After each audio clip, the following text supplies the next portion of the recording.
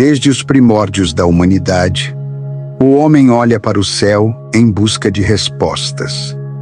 As estrelas, silenciosas, observam e guardam os segredos do universo, mas há um mistério ainda mais profundo, um portal que não se encontra fora, mas dentro de cada um de nós.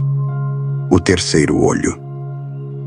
Chamado por muitos nomes Ajna, o olho da sabedoria, o centro da visão interior, ele é o ponto onde o mundo visível se encontra com o invisível.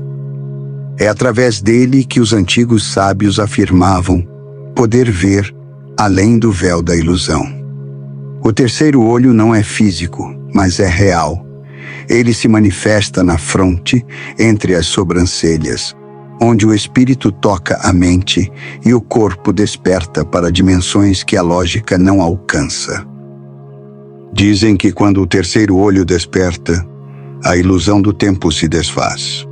O passado, o presente e o futuro se tornam um único rio de consciência. Você deixa de apenas existir e passa a perceber. O que antes eram coincidências, tornam-se sinais. O que antes eram dúvidas, tornam-se intuições. E o que antes era medo, se dissolve na presença da verdade interior. Mas o caminho até esse despertar é misterioso. Não se trata de uma conquista rápida, nem de um ritual mágico. É um processo de libertação, de desapego das vozes que o mundo impõe, de silêncio diante do caos, de observação diante do pensamento. O terceiro olho se abre quando você se permite ver além das aparências, quando percebe que a realidade não termina no que os olhos comuns enxergam. Ele se abre quando o julgamento cessa, quando o coração se alinha com a mente e quando a verdade se torna mais importante que o conforto. Antigos mestres descreviam o terceiro olho como uma chama azul-violeta que arde no centro da consciência, um farol espiritual que ilumina os mundos sutis.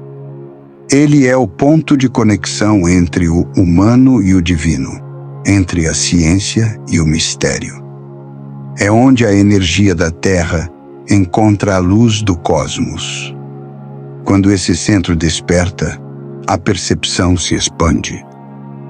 Os sons ganham novas camadas, as cores se tornam mais vivas e o silêncio começa a falar. Você sente o pulsar da energia que conecta tudo: o vento, as árvores, o olhar de outro ser. Tudo se torna parte de uma mesma sinfonia cósmica. Mas há um aviso que ecoa nos templos antigos.